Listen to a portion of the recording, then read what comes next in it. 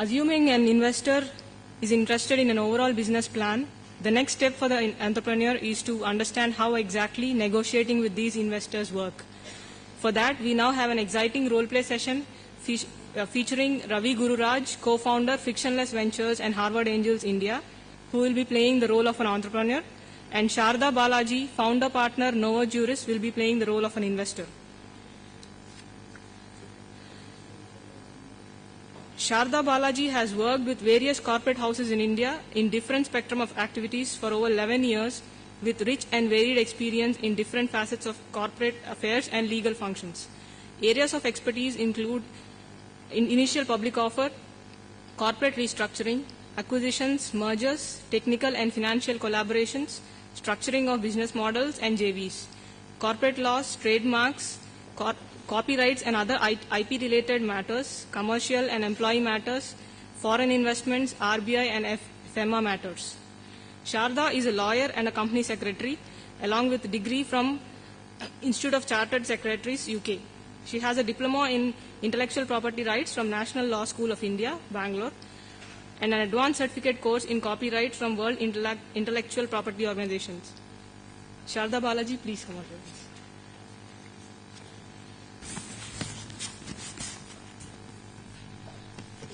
Ravi Gururaj is a chairman and co-founder of Frictionless Ventures, where he is building and investing in innovative software products primarily in cloud, mobile, and big data segments. Prior to Frictionless, Ravi was a member of Citrix CTO office and responsible for regional coordination of the Citrix Startup Acceleration Program in India, and served on the Citrix India R&D engineering leadership team. Previously, Ravi was director, e-commerce initiatives at Trilogy, Austin, and founder and general manager of UberWorks, a Trilogy incubated universal wallet and shopping cart infrastructure software, which was acquired in 2000 by Network Commerce. Ravi is a member of NASSCOM Executive Council, chairs the NASSCOM Product Council, and co-hosts NASSCOM Product Conclave. He is charter member of the TIE Bangalore, where he launched the Cloud SIG, and is co-founder and co-chair of HBS Alumni. Ravi received an MBA from Harvard Business School, graduated from University of Pennsylvania as a Benjamin Franklin Scholar in the Management and Technology program, receiving a BSc in Computer Science and Engineering from Moore School and BSc in Finance from Wharton School. May I please request Mr. Ravi Gururaj, please come onto the dais.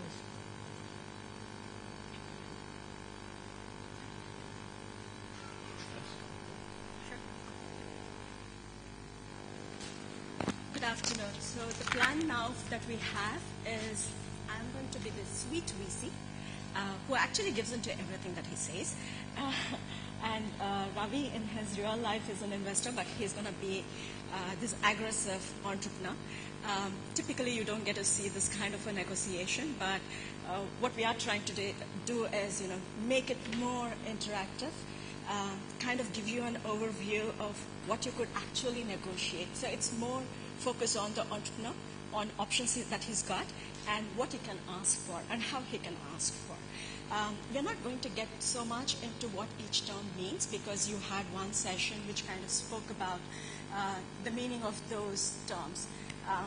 So what we'll do is do a quick set of context, and then we get into the role play, and we get out of the role play and take your questions.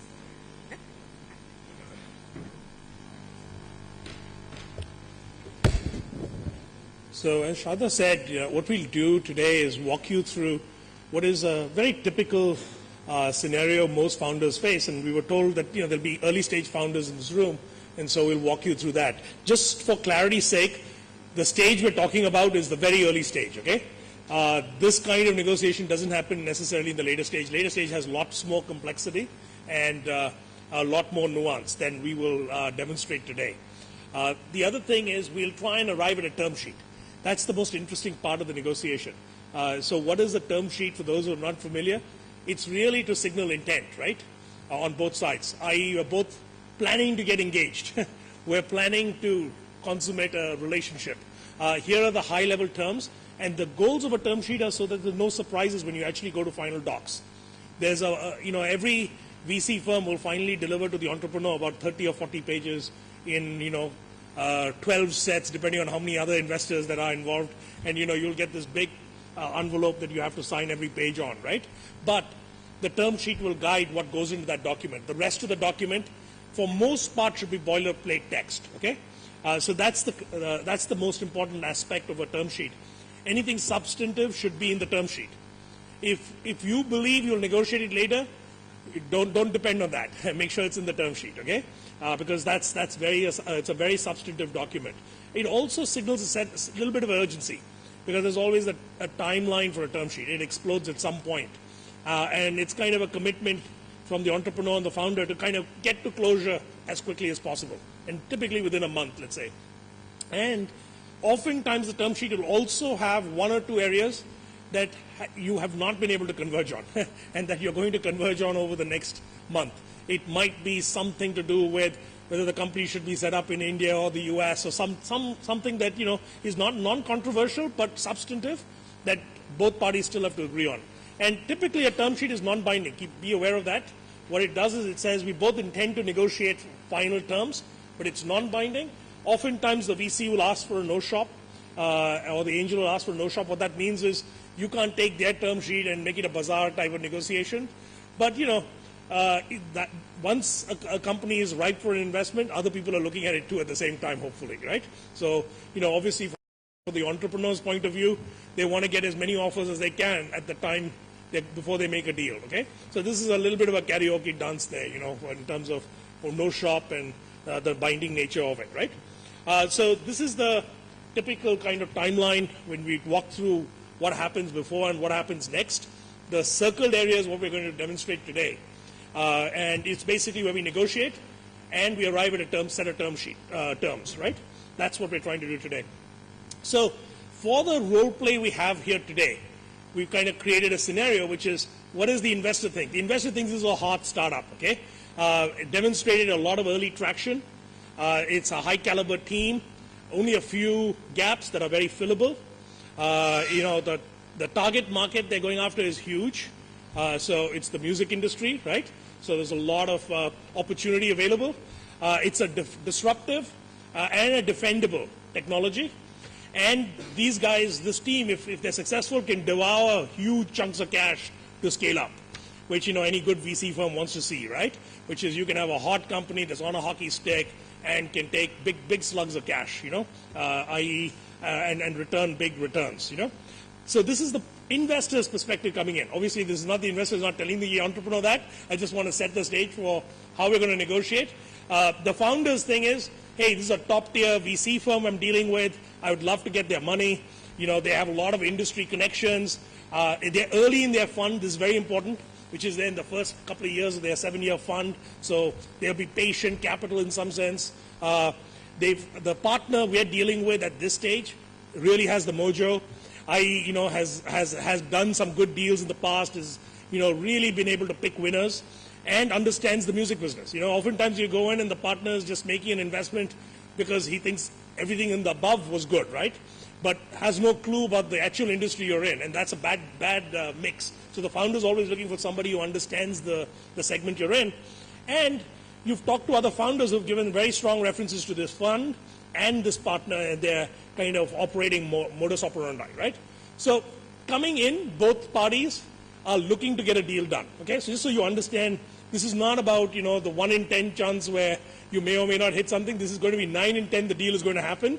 We're just negotiating that little spectrum in between, okay? So what I wanted to do was, a little bit tongue-in-cheek, do a presentation to you. This is the pitch that I would have given Sharda, the VC, going into the negotiations, right? Now, presume we've met a few times, but this is my final pitch where I'm trying to walk through all the latest traction I have. So I'll go into role play now. I'm the CEO of this company called Music Book, and our goal is to redefine the music industry, right? You've always got to paint this big picture that's amazing, big. VCs are about hitting the home run, getting 10x, 20x easily, and that's what I'm going to try and paint here. Okay, so a little bit tongue-in-cheek. Not every presentation will go this way. Some of the numbers may not add up, on the screen. Don't worry about all that, but you'll get the gist of what we're trying to do. Okay, so you got to have a mission statement, right? And what is it for us? We believe people will live happier and more fulfilling lives when pursuing their core passions. Okay, that's a given, right? And what will Music Book do for you? It enables our users to connect with people, things, and events to the music they love, right? And they're passionate about. And now you might, I hope that intrigues you enough about what Music Book is about. And now we can get into kind of what's our secret sauce here, right? So our secret sauce is we bring big data, we bring personalization, social media to your digital music library, right? And we found an awesome combination of stuff that will allow you to hear the right music at the right time, at the right moment, in the right context, right? And it'll pick out the right piece of music from your library. And this is basically an MP3 player, but an MP3 player on steroids that's highly intelligent, that's highly proactive, understands what you're doing. As you're walking into a meeting for a VC, maybe it gives you calming music. As you're about to go out on a date with your wife, it gives you something that's like awesome for both of you maybe. When you're driving in the car, it's different. It understands what you're doing, right?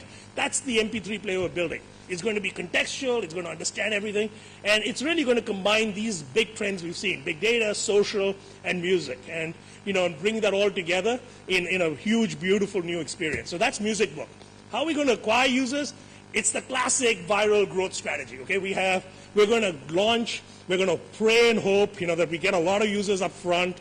We're going to go do all the things that, you go for in terms of growth strategy, direct mails, SEO, SEM. We're going to have distribution partners with carriers, all of that.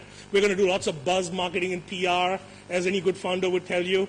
And, we're going to go out, and when you get your funding, we're going to do a lot of internet marketing and events and, go out there and try and make sure everybody's aware of us and that they tell their friends about us, right? Because our product is just going to be so great, every user is going to tell 10 more users. That's how we're going to grow, okay?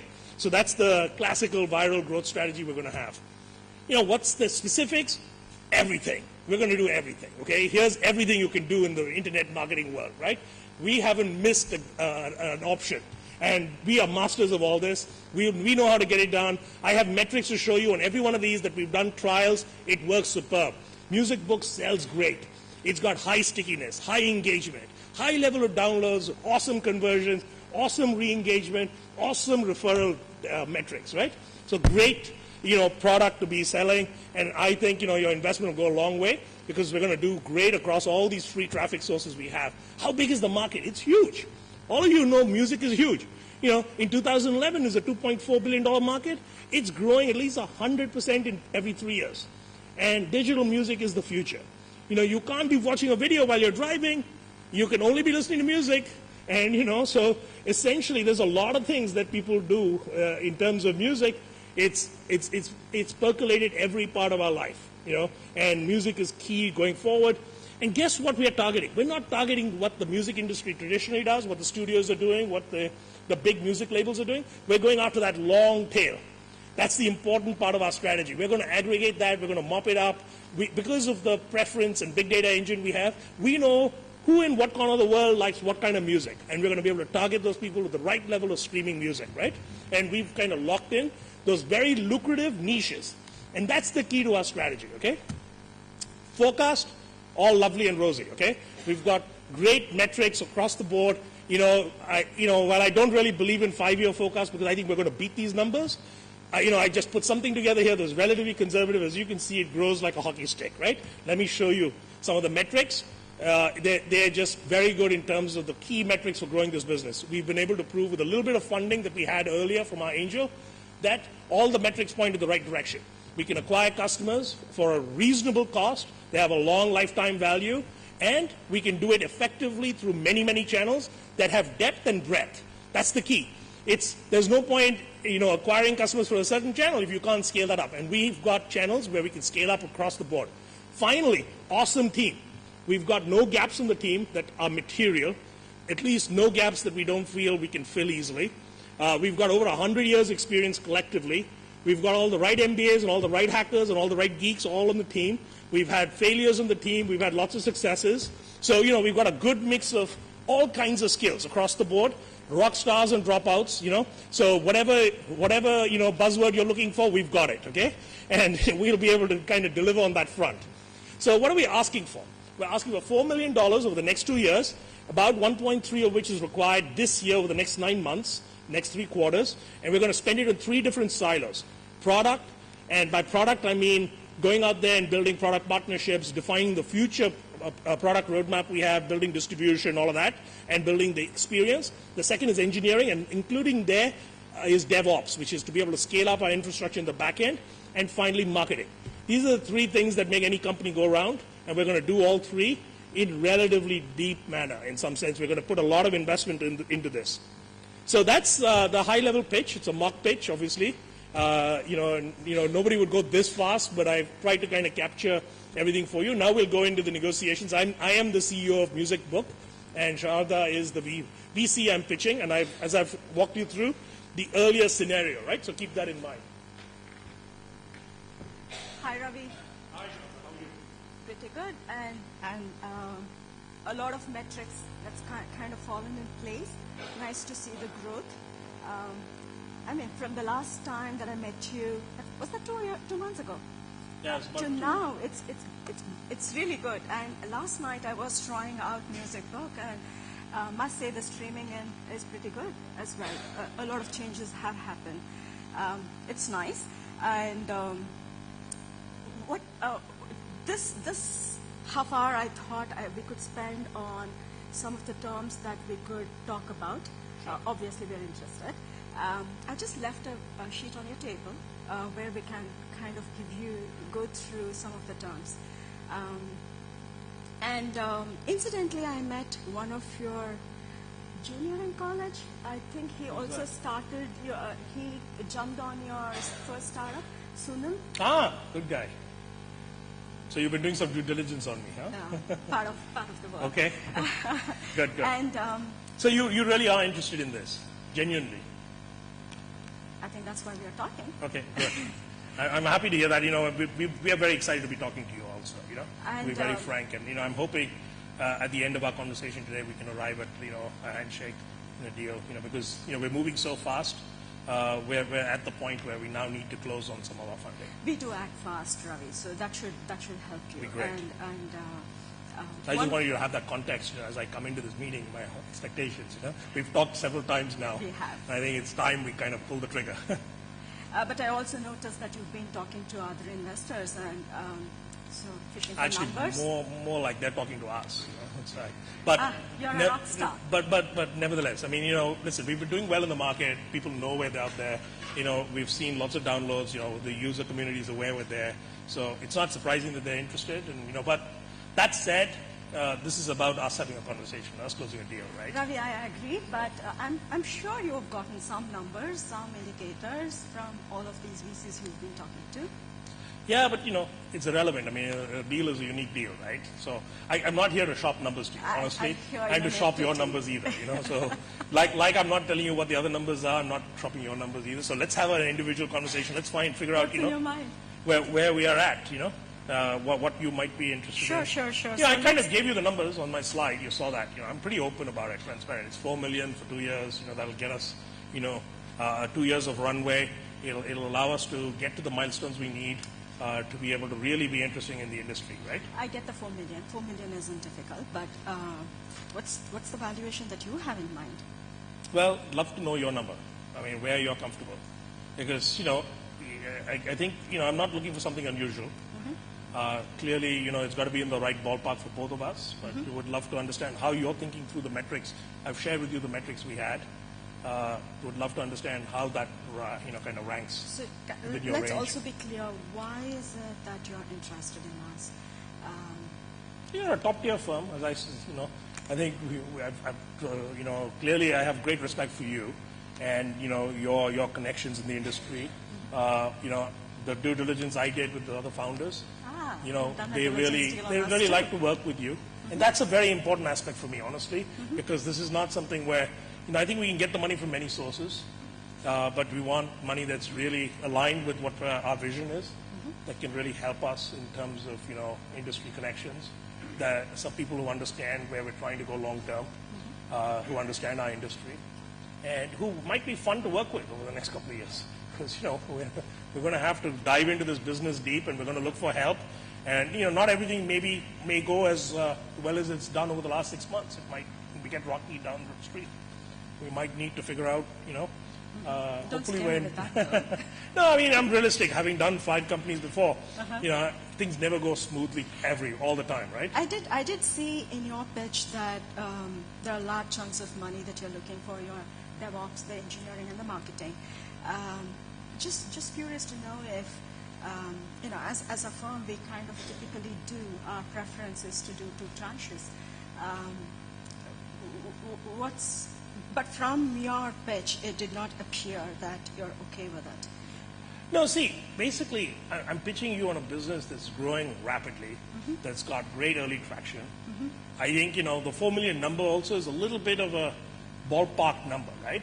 But, if you want me to go get 2 fundings, tranches always turn into, not what they're intended to be. It's not just a simple milestone. Easy metrics. It always Easy becomes another metrics. fundraise, right? Almost internally. No, it's easy metrics. It's just trying to figure out if if you're on track before we cut the second check. The second check is there, but I'll tell you what, I've planned this out. I'm going to burn about 1.3 million over the next 9 months, and the metrics will ramp up, but you won't know any more about the business's long-term viability than you do today. It's just every metric is going to be amplified more. I don't believe any real intermediate milestone is going to be substantive in terms of a decision to invest or not invest in the future. So, my encouragement to you is let's just do 1 tranche, be realistic about the number, and, have checkpoints along the way. I don't want to have to be out fundraising again in 1 year. That's not my preference. It's a waste of time. It's not efficient for me as a founder. Ravi, I like you. That's good. And we have great regards I've met a few of your team members. I really like It's a great that team, you've by the way. putting together. Yeah, and I'm glad to have you meet with them, all of them individually, yourself, to assess for yourself, the quality of the team. It's really outstanding. Each of them could be potentially in my shoes as a CEO. That's the kind of team we've built, where, essentially it's a team of equals or peers where, we can really build something big here. And that's our goal, to kind of really scale this up. So my expectations, Ravi, is 4 mil is okay. We are looking at 10 million post as your valuation. Okay. You want me to take a 40%? That's a 40%, right? So that's a 40%. Okay, well, let's table that for a moment. I want to understand the rest of your terms because that's Where are important you? too. So are we in the same ballpark or? Not quite, but we'll figure it out. Let's keep going. Okay, so you're open. I obviously listen. That's a lot of a lot of the cap table you want to eat away at. I think probably not in your best interest, but I'll convince you of that later. That's the reason why we asked you for a second round. Yeah. No, I think listen, it's a fair opening ask. Let's say that. All right. Okay. All right. And but I'm not conceding to it yet. Okay, we'll revisit. And can we quickly go through the other terms that we typically do? Sure. And revisit the valuation piece. Generally, we do take a board seat, and anything beyond 20%, we do take a board seat. Right. And you already have A.R. Rahman as your early stage investor. Yep. Is he going to continue? Is he going to invest?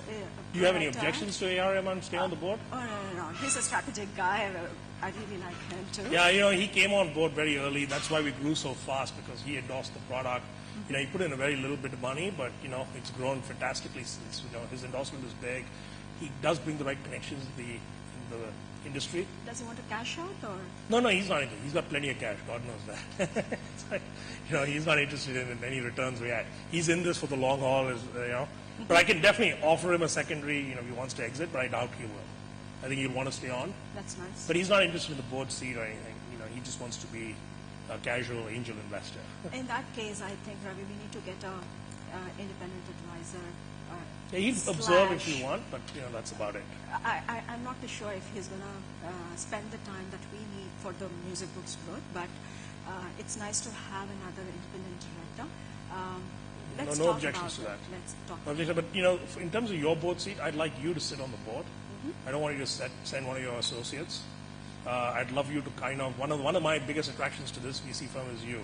I'd like you to be attending the board meetings where possible, and we'll accommodate your schedule in scheduling these meetings. But I need your feedback every quarter I think that's some of what we're buying here on our end. I'll be very frank with you up front. So are you trying to be a sweet entrepreneur and say, you know what, I No, need no, the no, I'm not- value add from the No. investor? I think honestly, this is really key that you be very involved, especially when things are not And not going great, interfere. right?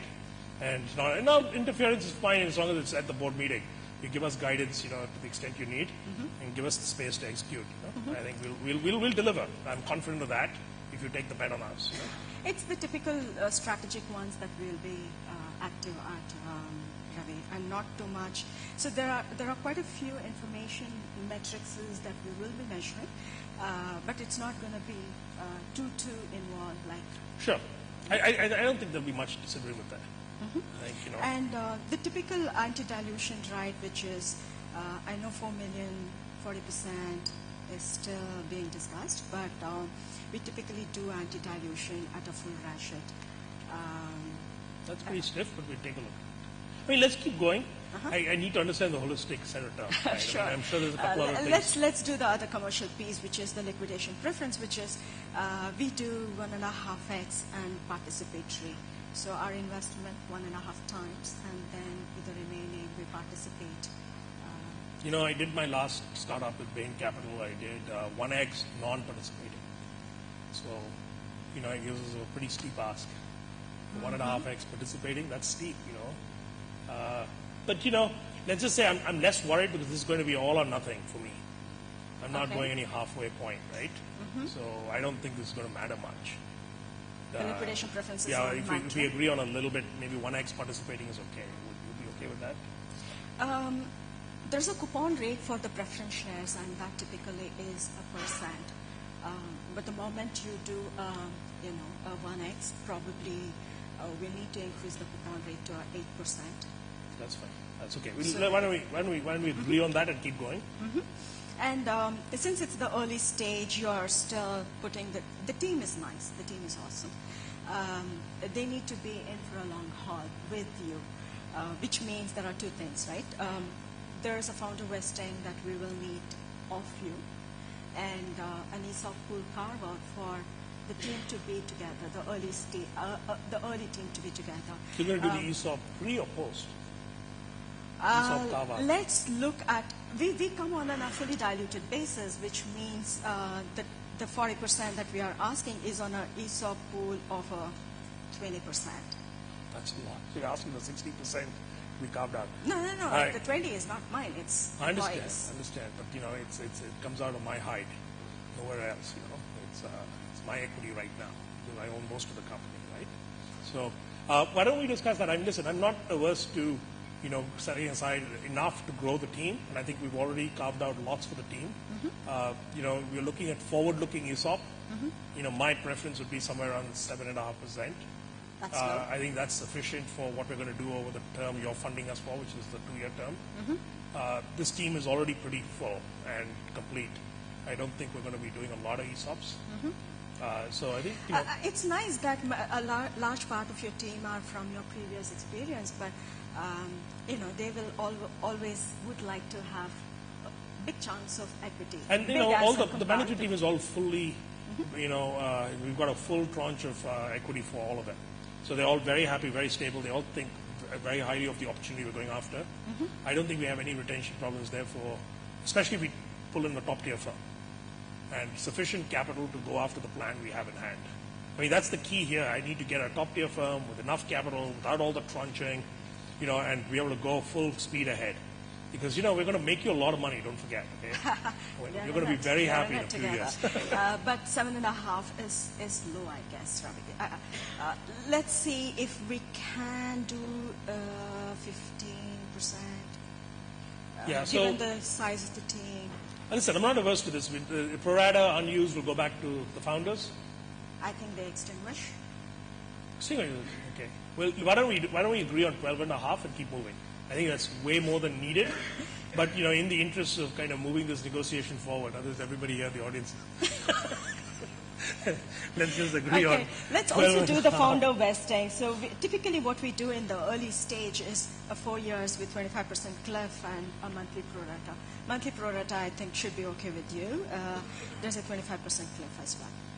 Yeah, how much is pre-vested though? I've been building this business for 2.5 years now. There'll be nothing, right? No, So that's the but 4 years that I've we're invested, looking I've bootstrapped this, I've put a lot of money in, a lot of time into my own, AR came in a year ago. We've been at this business for now 20 months.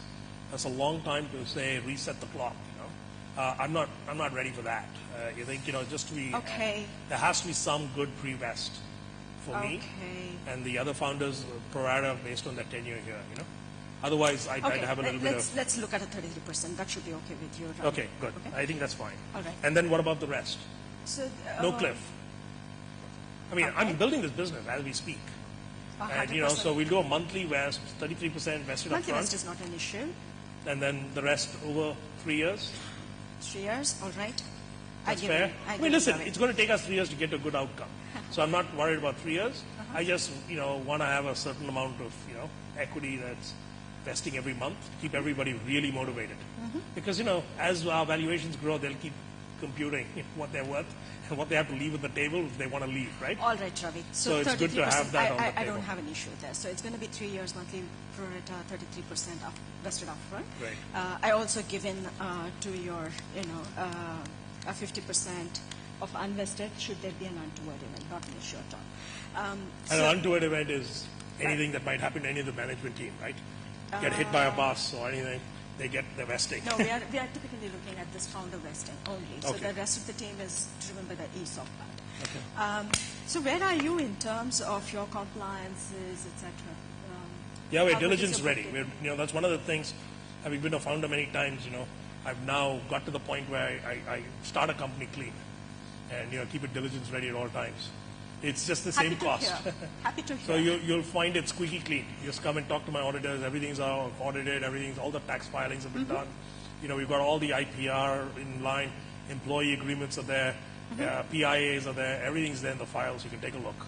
Any contractor we've touched, we've got documents for. We haven't open sourced anything. We haven't touched any open source libraries and building the technology. That's brilliant. We've run a black duck on all the source code. So, we're in good shape. I can assure you that. So the only open question that we now has is just go to the valuation. So let's cut to the chase. What's it that you have in mind? So what's your walk away? Aha. So, honestly, I think, it has to be a win-win kind of thing, right? I agree. My ideal scenario would be, you put in $2 million for, let's say, 20% of the company. That would give us, post valuation of $10 million or so. That would be my ideal scenario. Okay. So we agree on a 4 mil from a 40%. I come down to 33%. Yeah. So let's say, the 4 million that we're raising, ideally, no more than 33% for me. The dilution. I think that's the limit for me because I think I'd get a better deal elsewhere otherwise, honestly. And I don't want to walk away just because there's a marginal deal elsewhere that's better. It's not because it's a holistic thing, like I said earlier. I really sincerely meant I want to work with this firm and you. And I think, we could make a really good team in building this company. And I really view it as a team, not, we're all going to be at the same table. By the way, you're going to be completely aligned with me once you get into this, especially since you were gracious enough to exceed on the participating and everything, right? So, I think, if you could give from the valuation, that'd be great. Because it's in your interest, too, to see this valuation. This is a rocket ship company. And, everybody in the market should feel like this is a company that's on the grow. And, part of it is to give us a little bit of a premium on the valuation now. That way, the next investors coming in, too, feel if we can keep the momentum going, they'll be paying that premium, too, to you now. All right, Ravi. Great. It's Hey, thank you. I just like being a part of this, and Thank you. I'm betting big on you. Absolutely. And we're going to deliver. I've delivered in the past, and I hope to deliver again. So, we look forward to working with you. Great. Brilliant. Excellent. Brilliant. Thank you. So that was just a role play, for whatever it's worth.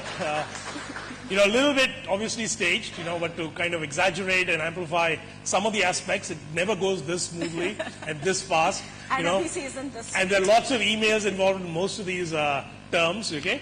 But fundamentally, this is exactly what happens. It may happen protracted over 4 weeks or whatever, but fundamentally you kind of converge on these same points, right? Which is, and there's a lot more nuance that we've kind of glossed over. Tag along, whatever, drag along, tag along, all those other things. But assume that's all non-negotiable for most VCs. You know what they do most of the time coming in, unless you have asymmetric influence, okay? If you're Mark Zuckerberg who walks in, believe me, all the VCs will drop all their pants, right? And so, but if you're not, you're going to get their standard template, and that's it, And pretty much they can't make too many exceptions, right, to some of the basic terms. And as a founder, you have to understand what their terms are generally. You don't want to waste time negotiating the wrong things, because in that process you'll exhaust yourself and you'll lose out on the terms you really want to get at. Yeah, and largely on the term sheet itself, there's this controls aspect of, the reserved matters, the board seat, your tag drag, all of them. And on the other side, you have your commercials, which is your valuations, liquidation preference, founder vesting, the ESOP carve-outs, all of them. So I recommend that on the larger control aspect of it, there's very little that you can negotiate. So if you want to pick your battles, go on all the commercials, which is the valuations and the liquidation preferences. Yeah. And liquidation preferences really only kick in if you have a small exit. And believe me, they kick in quite often, okay? Because oftentimes 9 out of 10 companies actually end up in that small exit scenario where you're getting bought out for technology and all of that. So don't ignore it completely.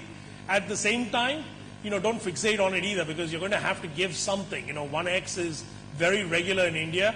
In fact, more than 1x is more regular, in fact, So you're going to have to be realistic about that too. If you expect, participating, by the way, just for those who are not familiar with what liquidation preference is 1x participating means she put $4 million into my company. Let's say I sold the company for $4 million. Guess who gets all the money? She does. Okay? Guess if I sold the company for, let's say, $14 million, she will get $4 million first. Then you'll take the rest of the 10 million left over, and guess what? She'll get another 25% of that, or whatever, 33% of that. Okay? So she'll get another 3.3 million. Okay? Plus she'll get all the accrued dividends. Plus she'll get the coupon on the thing that she had. 8%. So, when you add it all up, guess what will be left over after a $14 million sale, of which in the company that I own, so-called 66%, I'll be getting less than 5 million, okay? That's what a liquidation preference happens, right? It does to you. A non-participating liquidation preference is where she can either take the payout at the beginning, which is a 4 million plus the accrued coupon, or she can participate as if it were common, okay? As if I was at one of the two 32%. things. And that's the most preferable as a founder. You want non-participating, and you want to make sure that, actually the X can be higher if it's non-participating. Yeah. If it's participating, 2x non-participating is equal to 1x participating, right? Just keep that all in mind. It gets a little confusing, and this is where the founder has an asymmetric relation with the VC. The VC is doing this every day, day in and day out. And you just do it once in maybe 10 years, right? As a founder. And you're getting hosed that morning, okay? Because you're agreeing to stuff you didn't know anything about, somewhere deep down. And I don't mean this, there are also good VCs in the room too, and I'm not disparaging them. I'm just saying, you've got to arm yourself with all the information you need, right?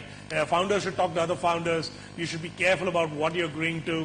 Obviously you should be represented by lawyers, but with all due respect to lawyers, Sharda included, they have many more tussles with VCs than entrepreneurs do with the VCs, right? So it's a little bit of a bias game there too, right? So you're really out on your own. You have to defend yourself. You have to understand all the terms, understand what moves the dial, what doesn't, right? Very important to understand what to argue for, what not to. Maybe we should take a few questions? Why don't we take a few questions? If there are any. If there aren't. There's a question in the back.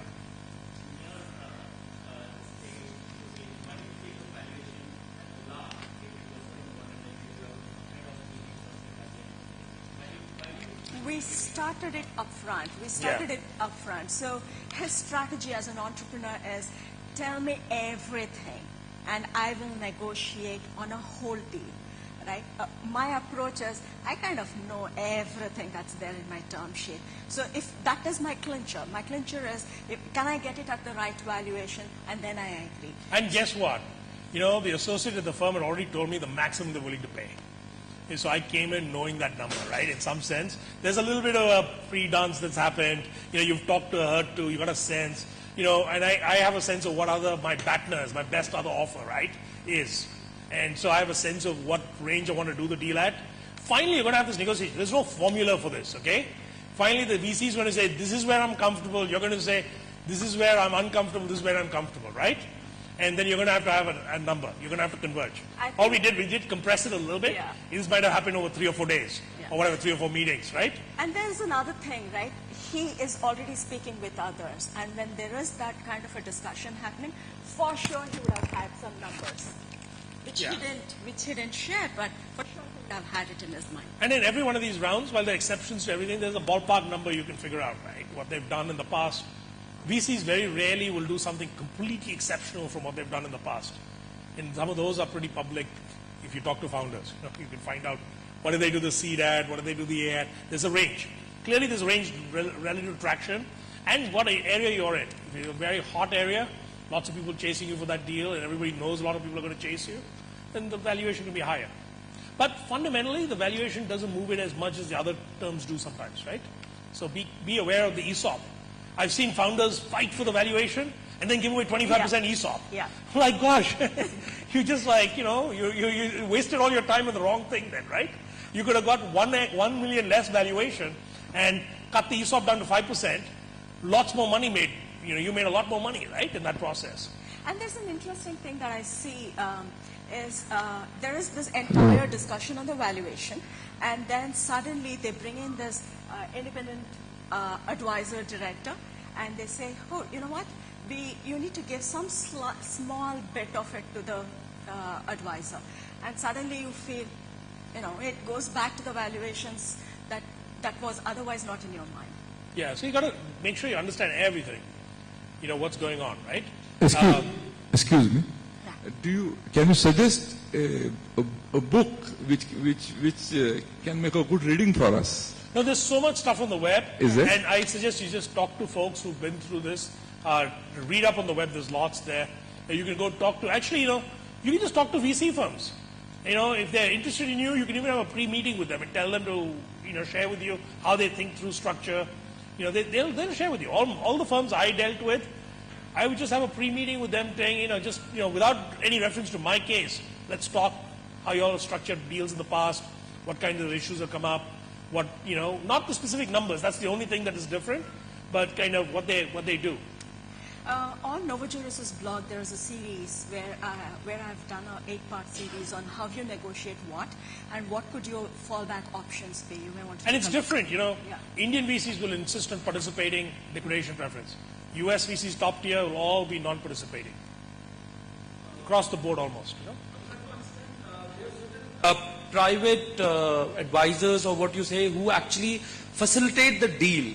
So probably an entrepreneur is not very well equipped with the way he was asking. There's a book or formula which we can actually follow that, participating, non-participating. They're very not clear. Plus, there is also a bridge which has to be established. So we've come across many of them. And is there any market standard that operates there? Because a couple of people say they'll charge 6% as advisors for getting the deal through. And so that's again an overhead. When entrepreneurs are not very well trained to make a deal with VCs. Yeah, it depends on you. I mean, I think I try to say don't go for advisors and all that, ideally, because it's not going to make any difference to the VC, how they got the deal. I mean, if it's early stage, the bet is on you. The bet is on the jockey more than the horse. The bet on the founders. Typically. I'm talking about VCs only, because I'm sure that's like 15 million, 20 million deals are not supposed to be done just based on 15, 20. See, like I said earlier in my first slide, this is early stage, okay?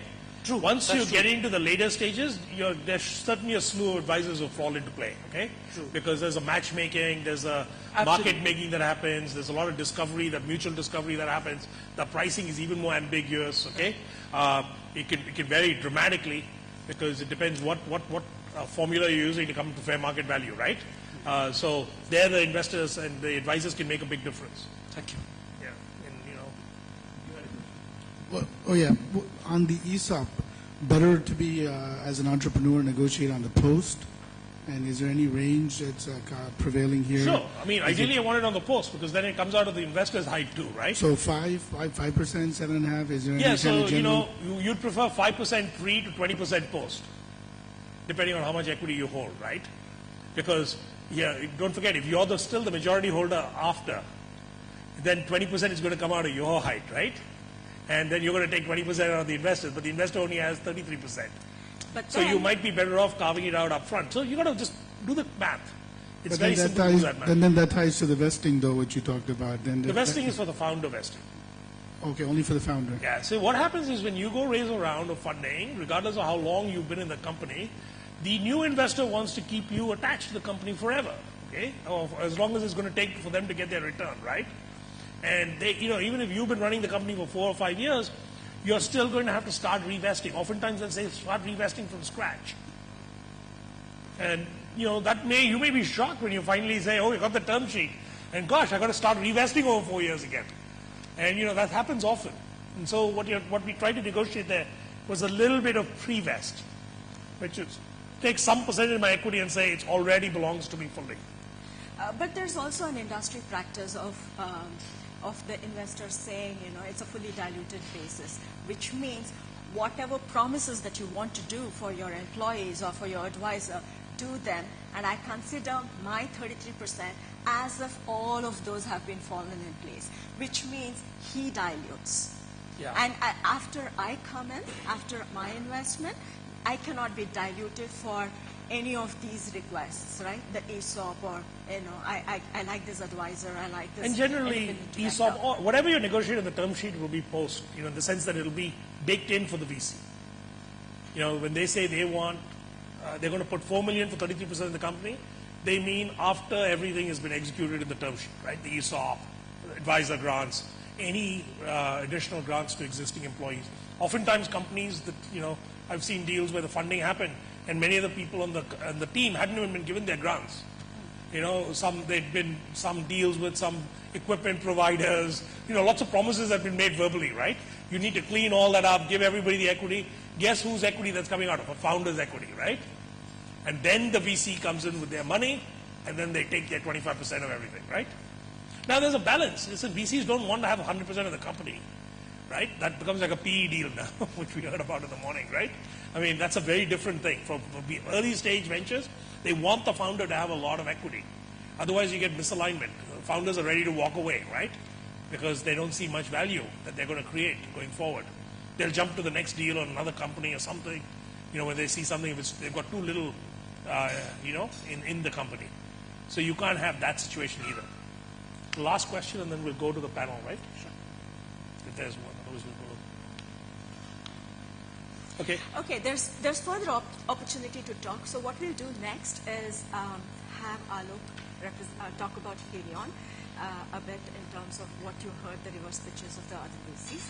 And then we'll be having a panel discussion and we'll take more questions again. Great. So we'll remove this?